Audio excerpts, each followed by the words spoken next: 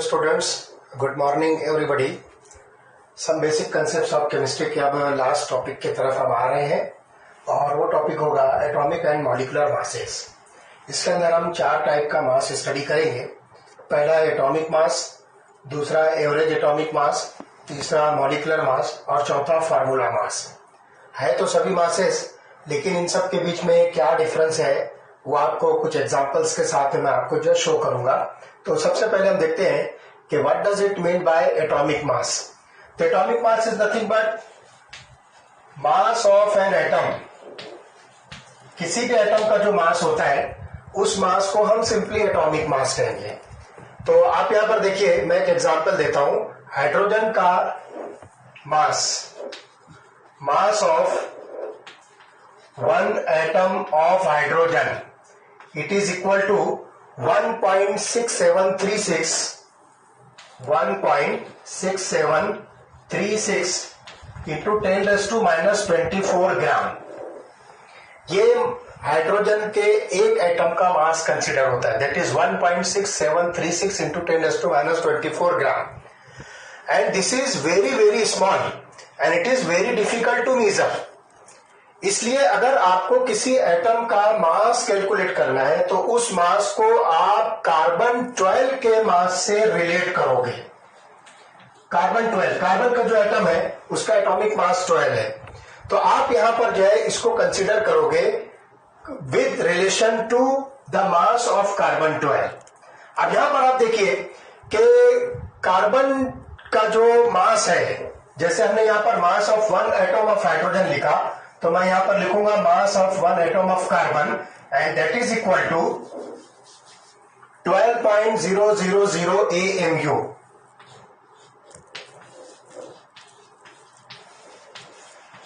What is meant by AMU? It is atomic mass unit. Atomic mass unit, that is AMU। अब एक atomic mass unit की value कितनी, तो मैं आपको बता दूं कि जैसे कि हम यहां पर जो है कार्बन 12 के साथ में जितने भी एटम्स हैं उसके मासेस को रिलेट कर रहे हैं। तो यहां पर one atomic mass that is called 1 AMU। 1 AMU is equal to 1/12। ये 1/12 है और उसके साथ जो है into mass of one carbon atom. हम एटॉमिक मास यूनिट की एक्चुअल वैल्यू जो है कैलकुलेट करने जा रहे हैं। तो यहां पर अब आप देखिए कि मास ऑफ वन कार्बन एटम जो है ये 1.992648 1.992468 इंटू 10 raised to minus 23 ग्राम है। और इसको आपने क्या करना है, 1/12 से मल्टीप्लाई करना है। तो एक एटॉमिक मास यूनिट की जो वैल्यू बनती है that is equal to 1.66056 into 10 raised to minus 24 gram. तो this is the value of one atomic mass unit. अब इसका मतलब क्या हुआ कि आप अगर किसी भी एटम का एटॉमिक मास अगर कैलकुलेट करना चाहो तो आपको कार्बन 12 के एटॉमिक मास से उसको रिलेट करना पड़ेगा और वो वैल्यू जो होगी एटॉमिक मास यूनिट में कैलकुलेट होगी। And that atomic mass unit is nothing but 1/12 into mass of one carbon atom. एक कार्बन एटम का मास जो आपको मिलता है 1.992468 इंटू 10 raised to minus 23 ग्राम। जब आप इसको इससे सॉल्व करोगे तो आपको आंसर मिलेगा 1.66056 into 10 raised to minus 24 gram. तो इस तरह से बहुत इजीली हम यहां पर किसी भी एटम का atomic mass in relation to carbon 12 आसानी के साथ जो कैलकुलेट कर सकते हैं। तो one atomic mass unit is nothing but the mass of 1/12 of carbon 12। तो इस तरह से बहुत आसानी से किसी भी एटम का मास हम कैलकुलेट कर सकते हैं and that mass is calculated in terms of atomic mass unit. अभी एटॉमिक मास यूनिट को जो है एक सिंपल यूनिट से रिप्लेस किया है, that is called as U, and this U is called as unified mass. This U is called as unified mass, और इसको जो है डाल्टन भी कहते हैं, and it is simply represented as DA। तो आप यहां पर फॉर एग्जांपल ये कोई भी एटॉमिक मास की यूनिट अगर आप लिखते हो तो उसके आगे आप जो है U लिख दीजिए। जैसे एग्जांपल है कि आपके पास कार्बन का जो एटॉमिक मास है फॉर एग्जांपल 12, तो आप उसके आगे लिख दीजिए 12U। This is the atomic mass of carbon 12। तो इस तरह से हम जो है बहुत आसानी के साथ ये सिंपल यूनिफाइड मास में या डाल्टन में आप इसको जो है कैलकुलेट कर सकते हो। सो this is about atomic mass. Now second one is the average atomic मास। आप देखोगे पीरियोडिक टेबल के अंदर बहुत सारे एलिमेंट्स, अबाउट 118 एलिमेंट्स, और बहुत सारे एलिमेंट्स ऐसे होते हैं जो मोर देन वन फॉर्म में मौजूद है, मतलब उनके आपको आइसोटोप्स मिलेंगे। जैसे आप कार्बन को ही देख लीजिए, कार्बन के 3 आइसोटोप्स है, एक कार्बन 12, कार्बन 13 एंड कार्बन 14। इसका मतलब हुआ कि आपके पास जो कार्बन के 3 आइसोटोप्स है, इन तीनों आइसोटोप्स के एटॉमिक मासेस डिफरेंट हैं। अब ऐसी सूरत में आपको करना क्या है, तो उस वक्त आप क्या करोगे, उन एटॉमिक मासेस का आप जो है एवरेज निकालोगे, और एक्चुअल जो एलिमेंट है, फॉर एग्जांपल हम कार्बन ले रहे हैं, तो कार्बन के 3 आइसोटोप्स है, कार्बन 12, कार्बन 13 एंड कार्बन 14। अब हमारे लिए एक प्रॉब्लम ये आएगा कि आप atomic mass of carbon 12 consider करोगे या 13 लोगे या 14 लोगे। तो इसके लिए एक सिंप्लीफाइड जो है एवरेज एटॉमिक मास जो है बताया गया है कि इसके अंदर अब आपको क्या करना है कि जितने भी एलिमेंट्स हैं जिनके पास आइसोटोप्स हैं, तो इन आइसोटोप्स के जो एटॉमिक मासेस हैं, इन एटॉमिक मासेस को इन एलिमेंट्स के परसेंटेज कंपोजिशन के साथ, जिसको हम अबंडेंस कहेंगे, मतलब नेचर में इनका जो है percentage composition, this is called as percentage composition. इसके नेचुरल अबंडेंस के साथ में आप इसको मल्टीप्लाई कीजिए और तीनों का एडिशन करके आप उसका एवरेज निकालिए, और जो आंसर आएगा उस आंसर को आप atomic mass of the given element consider करोगे। फॉर एग्जांपल जैसे मैंने आपको बताया कि कार्बन के ये 3 एलिमेंट्स आइसोटोप्स हैं और इनका परसेंटेज कंपोजिशन नेचुरल अबंडेंस है। एक चार्ट में पहले सिंपल बनाता हूं, लुक हियर। यहां पर कार्बन 12 में ले रहा हूं। पहले कार्बन 12 का जो एटॉमिक मास है वो है 12.000U। ये हो गया इसका यूनिफाइड मास। ये जो कार्बन 12 है नेचर में 98.892%, 98.982% इसका नेचुरल अबंडेंस है। उसके बाद कार्बन 13, सेकंड नंबर का जो आइसोटोप है कार्बन का, कार्बन 13, इसका एटॉमिक मास है 13.00335U, 13.00335U यूनिफाइड मास, और इसका जो नेचुरल अबंडेंस है, परसेंटेज कंपोजिशन है, दैट इज अबाउट 1.108%। और लास्ट जो आइसोटोप है दैट इज कार्बन 14, इसका जो एटॉमिक मास है दैट इज 14.00317U, 14.00371U, और इसका जो नेचुरल अबंडेंस है दैट इज अबाउट 2 × 10⁻⁻10%। सबसे स्मॉलेस्ट नंबर आपको जो है इसका परसेंटेज कंपोजिशन मिलेगा, इसका नेचुरल अबंडेंस मिलेगा। अब हमको यह पता करना है कि what is the average atomic mass of carbon. तो आपको क्या करना है, इस एटॉमिक मास को आपको जो है इस परसेंटेज कंपोजिशन से मल्टीप्लाई करना है एंड डिवाइडेड बाय 100। तो क्या करना है, इन सब का एडिशन कीजिए। तो हम यहां पर लिखेंगे average atomic mass of carbon that is equal to, अब आपके पास पहला जो आइसोटोप है दैट इज कार्बन 12, तो आप क्या कीजिए 12.000U मल्टीप्लाइड बाय इसका परसेंटेज कंपोजिशन 98.982/100, ये आपके पास जो है पहला हुआ, प्लस दूसरा आपके पास है एटॉमिक मास ऑफ कार्बन 13, तो हम यहां लिखेंगे 13.00335 00335U मल्टीप्लाइड बाय इसका percentage composition 1.108 upon 100 plus last आपके पास जो आइसोटोप है कार्बन का उसका एटॉमिक मास है 14.0031371 तो ये हो जाएगा 14.00371U इंटू इसका परसेंटेज कंपोजिशन है 2 into 10⁻10 upon 100।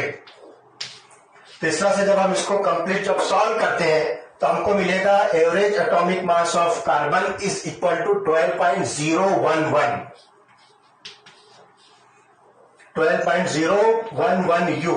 This is the average atomic mass of carbon. तो इस तरह से आपके पास जितने भी एलिमेंट्स जो अपने आइसोटोपिक फॉर्म में प्रेजेंट है उन सब का एवरेज एटॉमिक मास आप जो है इस फॉर्मूले से कैलकुलेट कर सकते हो। जैसे कि आपको यहां पर कार्बन के 3 आइसोटोप्स दिख रहे हैं, तीनों के एटॉमिक मासेस दिए हुए हैं, तीनों का परसेंटेज कंपोजिशन जिसको हम नेचुरल अबंडेंस कहेंगे। तो आप क्या कीजिए, atomic mass multiplied by percentage abundance divided by 100 plus atomic mass of second isotope multiplied by it's percentage abundance divided by 100 plus atomic mass of third isotope multiplied by it's percentage composition divided by 100। तो इस तरह से आपके पास में जो number आता है इसको कैलकुलेट करने के बाद that number is called as average atomic mass. So this is about average atomic mass. Now let us come towards the third type of mass that is called as molecular mass. तो जैसा कि नाम लिखा हुआ आपको बिल्कुल साफ समझ में आ जाएगा कि molecular mass is nothing but the sum of the atomic masses of the constituent elements present in the molecule. आप कोई सा भी एक मॉलिक्यूल लीजिए, उसके अंदर ये देखिए कि कितने नंबर ऑफ एलिमेंट्स प्रेजेंट है, उन एलिमेंट्स के एवरेज एटॉमिक मासेस का समेशन कर लीजिए। तो sum of the average atomic masses of the constituent elements present in the molecule is called as its molecular mass. For example हम carbon dioxide का molecular mass calculate करते हैं। Let us see molecular mass of first carbon dioxide. इस example से आप बहुत आसानी से समझ लोगे कि molecular mass of the substance कैसे कैलकुलेट होता है। तो आप देखिए यहां पर एक कार्बन और 2 ऑक्सीजन है। तो बिल्कुल सिंपल, आप यहां पर देखिए 1 multiplied by 12.0U this is the atomic mass of carbon. एक कार्बन प्रेजेंट है इसलिए हम इसको 1 लिखेंगे। उसके बाद प्लस 2 ऑक्सीजन है तो हम यहां पर लिखेंगे 2 इंटू 16.0U।